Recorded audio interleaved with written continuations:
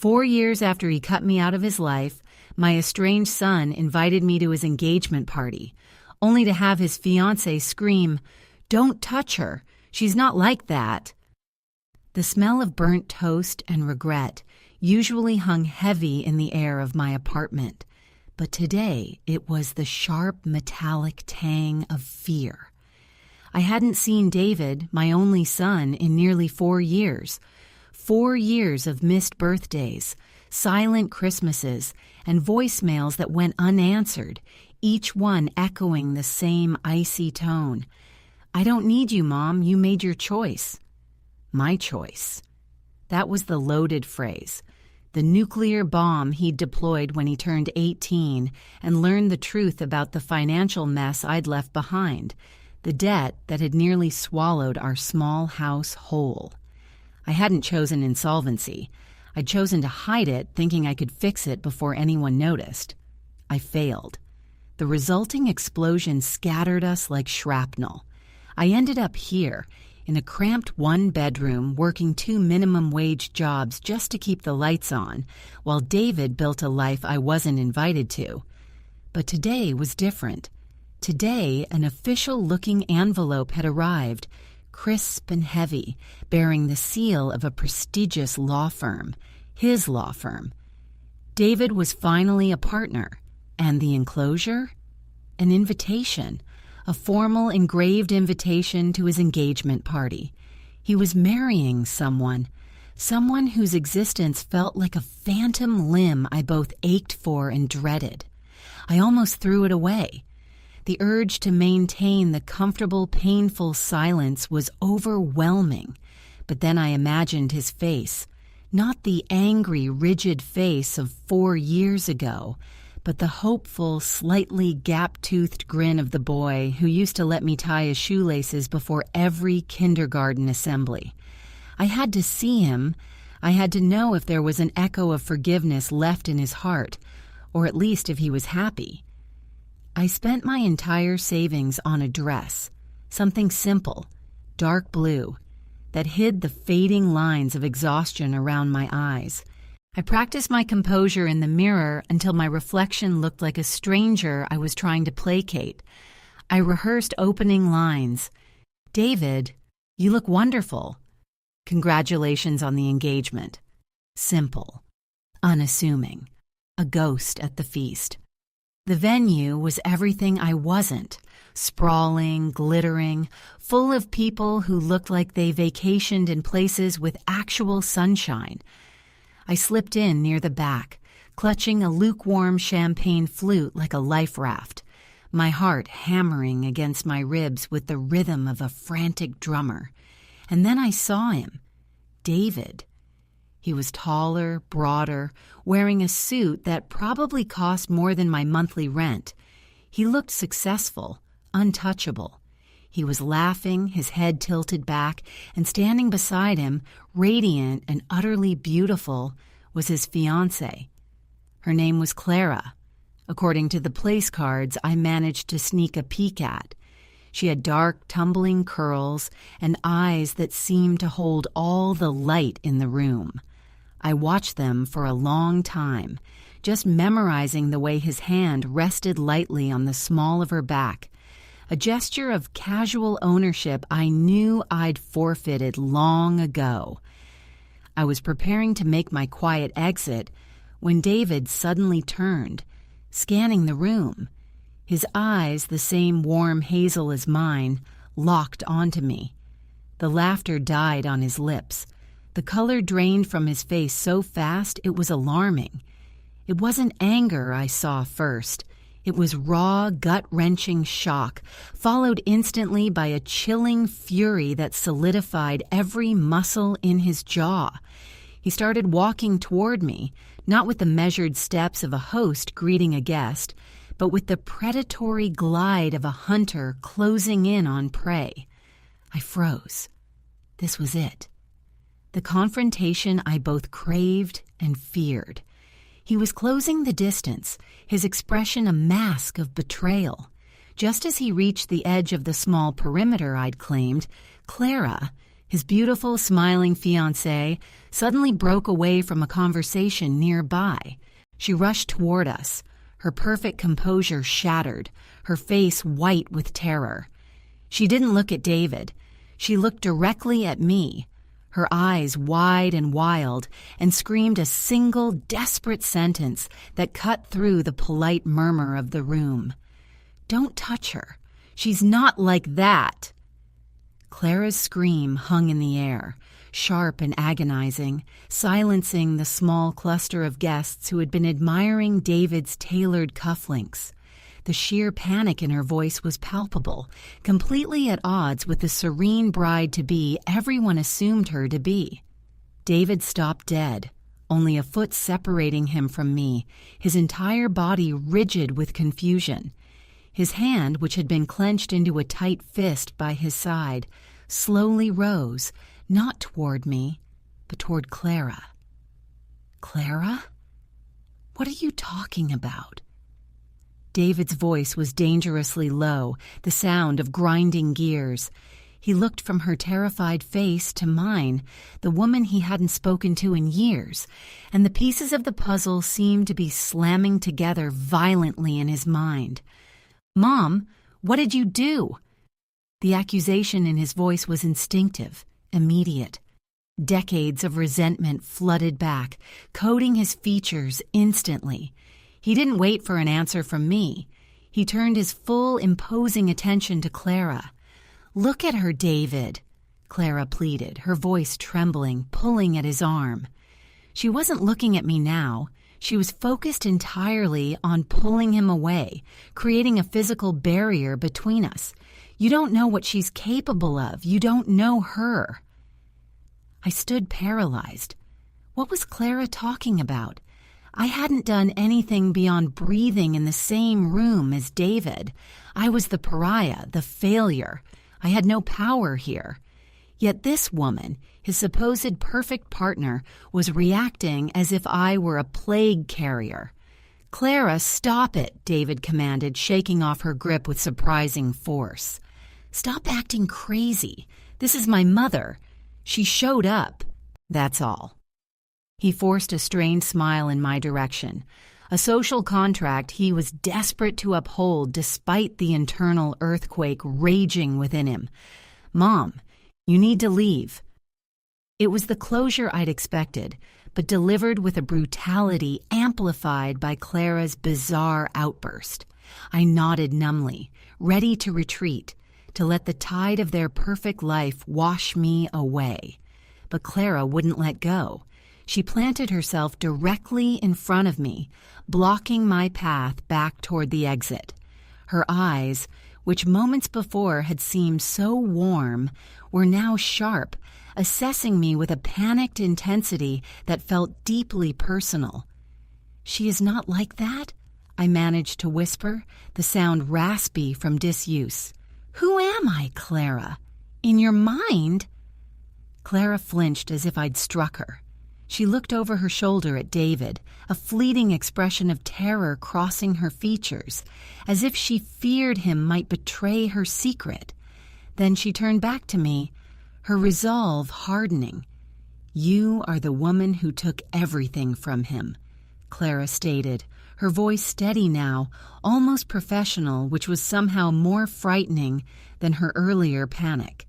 "The debt, the shame, the isolation. You set the fire.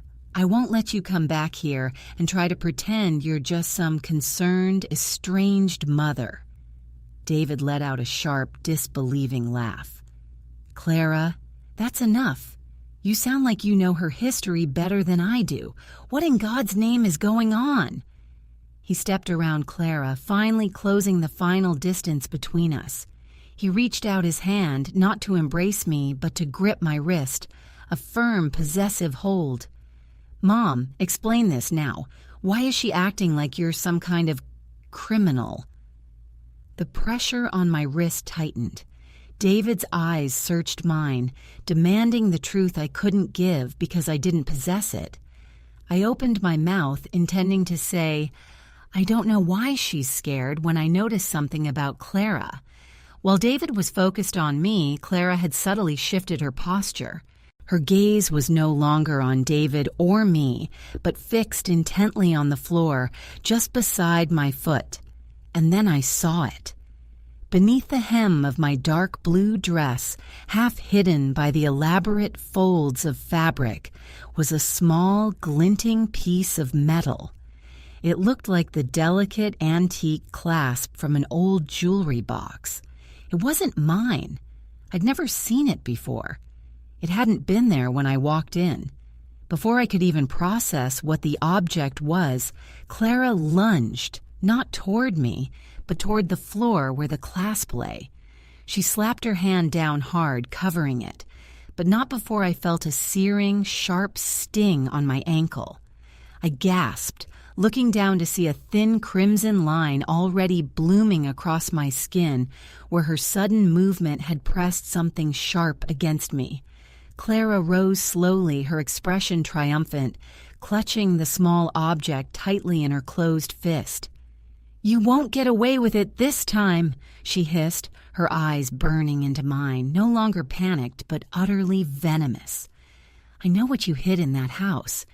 And David deserves to know who he's actually marrying, not the broken woman in front of you, but the secrets you thought you buried when you left."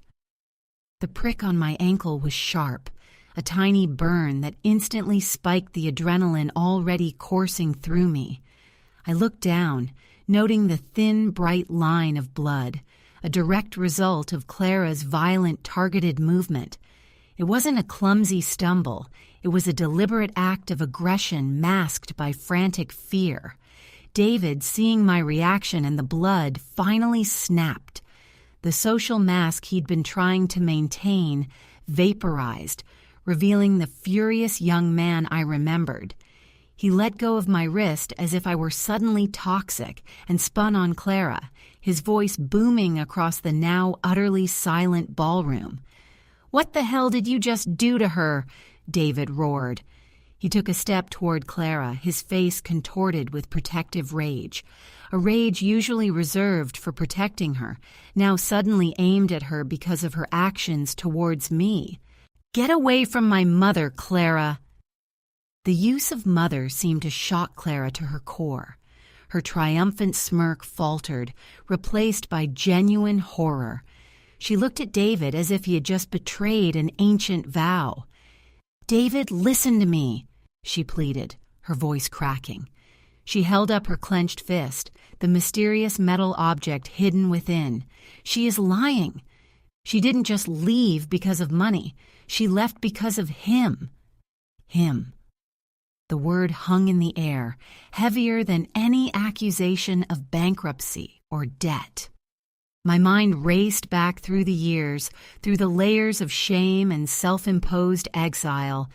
David's father, my husband, had died years before I lost the house. There was no him left to blame, unless... David's eyes narrowed, locking onto Clara's frantic gesture. "Lying about what? Who are you talking about, Clara? There's no one else." Clara glanced desperately around the room, realizing the audience was now completely captive. She took a deep, shuddering breath, her gaze locking onto mine one last time, a look that suggested a declaration of war. "The fire, David. The reason you were sent away to live with your aunt after the funeral," Clara articulated clearly, her voice now unnervingly steady, as if reading from a prepared script. "It wasn't an accident. It wasn't faulty wiring like the insurance report said. She staged it. She wanted the payout, but she didn't care who got caught in the middle." The room tilted. Faulty wiring? Staged? I stared at Clara, my breath catching in my throat. My husband's death had been ruled accidental, a tragic electrical fire in the home office. It had been the catalyst for my financial downfall, not the cause. I had mourned him, rebuilt my life from the ashes, always believing it was a terrible coincidence. "That's a vile lie," I whispered, my voice barely audible. but the conviction in my eyes must have been undeniable, because David turned back to me, his own shock warring with his immediate allegiance to his fiancée. "Mom?" he asked, the single word laced with doubt that felt like a physical blow. "Is that true? The fire?" I shook my head violently, tears finally welling up. "No, David, it was an accident. I lost everything, yes, but I never hurt your father." Clara stepped forward, ignoring David's bewildered stare, her focus entirely on me. "The antique box, Mrs. Hayes, the one that held his private journals. Where is it now? Because I know you kept it hidden in the attic for years, didn't you? And that little clasp. That's what's left of the lock. It broke when you were trying to retrieve it before the fire department arrived. The fire wasn't for money, was it? It was to destroy what was inside that box." She opened her hand, revealing the delicate, tarnished silver clasp. It was indeed familiar, though I hadn't consciously registered it in years. It belonged to a small carved wooden box my father-in-law had kept locked in his study, a box I hadn't seen since the night of the fire. "If you were so clean, why did you run from the police investigation?" Clara pressed, her voice rising again. "Why did you take the box and vanish, only to reappear years later at the one place you know we would be celebrating?" David looked from me, clutching my bleeding ankle, to Clara, holding the evidence of a crime I didn't know existed, his face a mask of devastating confusion. He looked at me, his mother, the woman he had cut off, and then at the woman he planned to marry. "Mom," David said, his voice breaking, stepping away from Clara entirely. He took one hesitant step toward me, his eyes searching mine for a truth that might exonerate us both. "Tell me that's not why you left. Tell me the fire wasn't premeditated." And then a sound, loud and utterly out of place, cut through the tension. A sudden, heavy thud from the direction of the service entrance, followed by the unmistakable crisp sound of official voices demanding entry.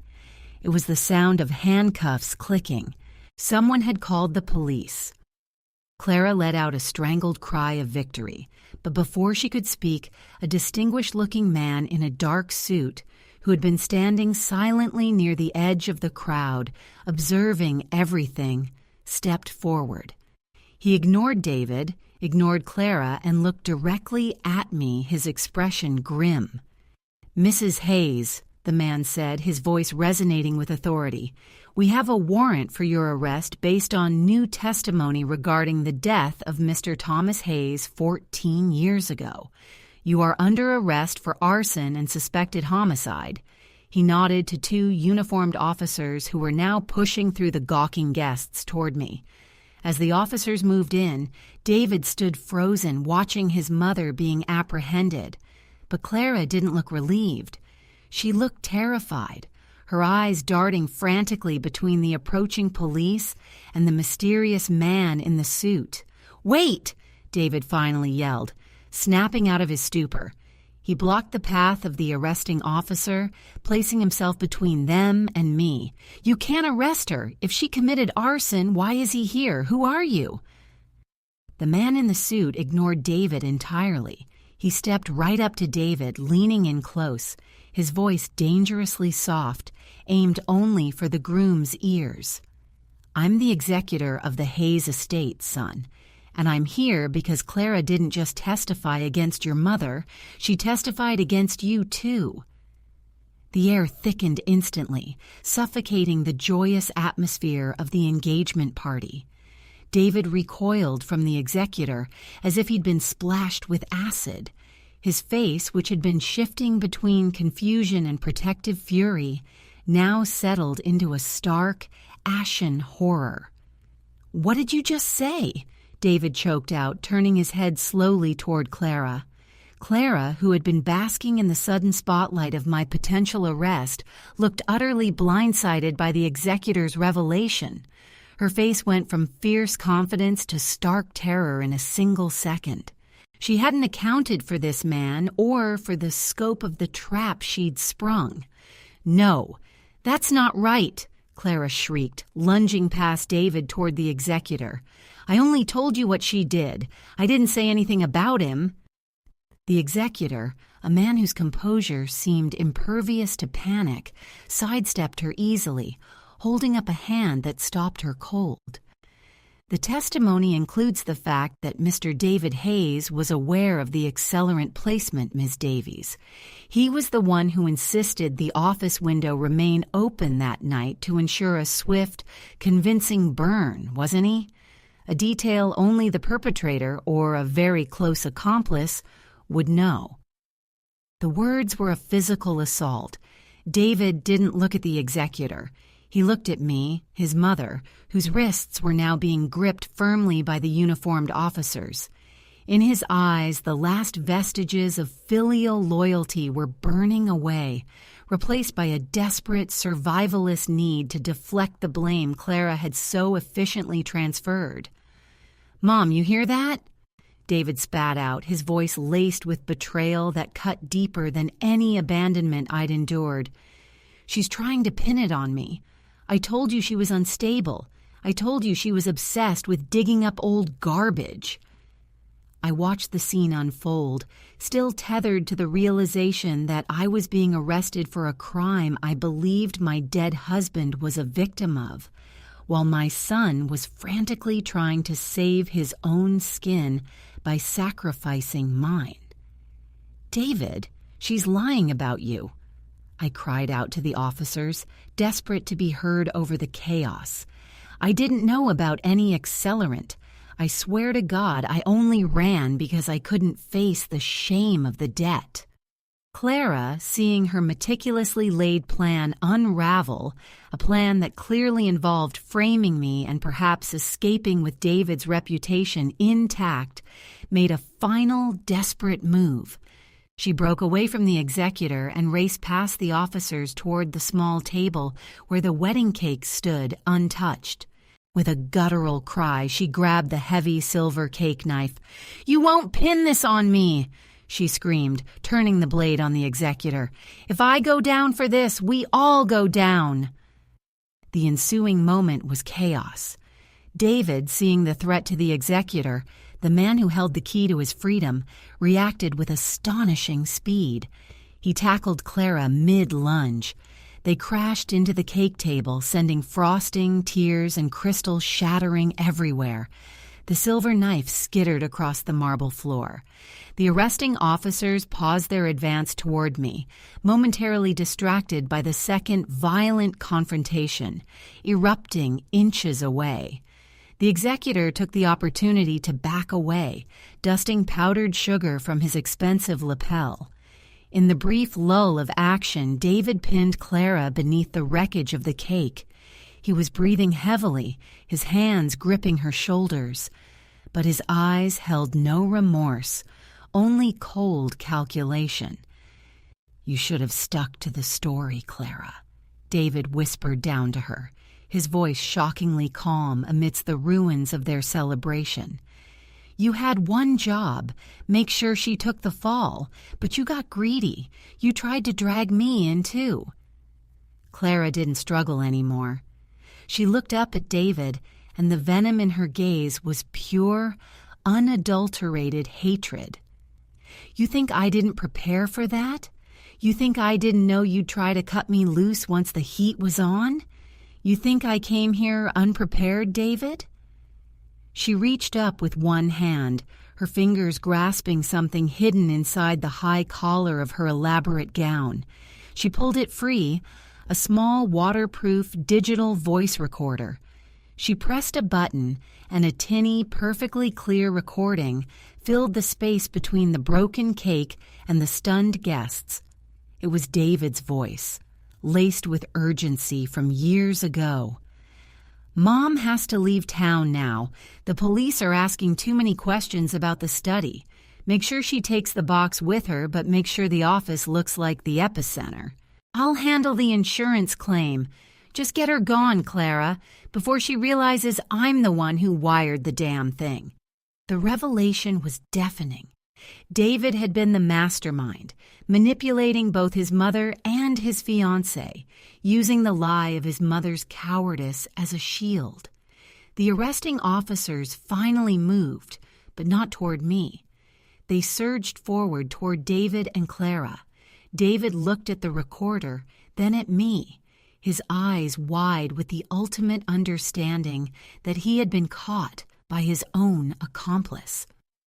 Before they could reach him, David made one last, desperate move. He shoved Clara off him with sickening force, scrambling free of the wreckage. He didn't look at the police closing in on him, or the executor standing there with a knowing smirk.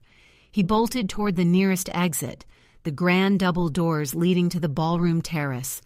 The executor shouted a warning, but David was already through the doors. The police hesitated, momentarily caught between arresting me, securing the scene, and apprehending the prime suspect who was now fleeing.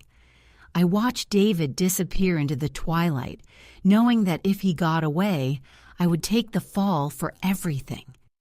Then, the man who had just called the police on me, the executor, turned his attention back to the remaining officers, gesturing toward me. "Arrest her," he commanded, his voice ringing with authority. "But gentlemen, I think you'll find the other suspect is making a break for the main gate. He's the one holding the real evidence." The officer nearest me nodded grimly, snapping the cuffs onto my wrists. As they led me away, my son's fiancée, sobbing hysterically on the floor, the executor pointing toward the gate, I heard one last chilling sound echo from the terrace, the screech of tires as a getaway vehicle sped away, presumably carrying David, the true architect of the fire, away from justice. The cold steel of the handcuffs bit into my wrists, a brutal punctuation mark to the explosion of my past crashing into my present. As the officers led me past the wreckage, the shattered crystal, the smeared frosting, the sight of Clara Davies sobbing uncontrollably beneath the collapsed remains of the engagement cake, I felt a strange, terrifying calm settle over me. The lie was over. Whether I was guilty or not, the truth of why I left was finally, horribly exposed. "Take her to the precinct," the lead officer instructed, nodding toward the executor, who was now calmly surveying the scene like a landlord assessing flood damage. "We'll secure the scene and process the second suspect when he's apprehended." I was bundled into the back of a patrol car. The metallic scent of the handcuffs mingled with the lingering aroma of expensive perfume and burnt lies. I stared out the window, watching the glittering venue recede, knowing I was heading into the darkness I had tried to outrun for 14 years. The ride to the precinct was silent. I replayed David's voice from the recorder, the sound of his cold manipulation echoing the emptiness in my chest. He hadn't just abandoned me, he had actively orchestrated my downfall to cover his own complicity in his father's death. At the station, I was processed swiftly. They took the statement citing Clara's recording as the primary evidence that initiated the warrant for my arrest concerning arson and my late husband's death. They were treating me as the main culprit, the desperate wife trying to cash out. I sat in the holding cell, numb, waiting for the lawyer the state would reluctantly provide. I kept thinking of the small, antique wooden box. I had run with it because I thought it contained incriminating financial documents, proof of my husband's hidden debts, which I feared would bankrupt David, too. I had kept it hidden in a storage unit, unable to look at it, unable to destroy it. I never imagined it contained proof of murder. Hours later, the door to my cell slid open. It wasn't a lawyer. It was David. He looked utterly destroyed. His expensive suit was torn, smeared with cake and grime. His eyes were bloodshot, no longer focused on status or success, but purely on survival. He was not in cuffs. "They let me go," he whispered, leaning against the bars, his voice hoarse. "They let me go because Clara—" He couldn't finish the sentence. "Because Clara made a deal," I finished for him, my voice steady despite the tremor running through my hands. "She traded me for you, a perfect fiancée, right up until the moment you tried to cut her out of the escape plan." David flinched. "She tried to frame me, too. She had that recorder. She set this whole thing up, Mom. She used your past to get ahead, and when I tried to save myself, she turned on both of us. She turned on you because you told her to frame me, and then you tried to leave her behind when the music stopped," I countered, my gaze unwavering. "You didn't just reject me, David. You built your entire career on a foundation of lies cemented by your father's death, and you used Clara to clean up the mess, just like you always did." He slid down the bars until he was sitting on the cold concrete floor, finally looking defeated. I panicked. "Dad, he was reckless. He was going to ruin us all. I just wanted to protect what was ours." "Protect yourself," I corrected him softly. "That's all you ever protected." Suddenly, the cell door opened again. This time, it was the executor, flanked by 2 uniformed officers. He didn't look at David. He walked straight to me. "Mrs. Hayes," he said, his tone shifting from prosecutorial to oddly sympathetic. "We've confirmed the contents of the voice recorder.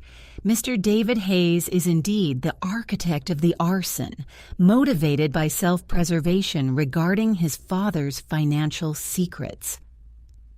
Davies is being detained as an accessory and for extortion."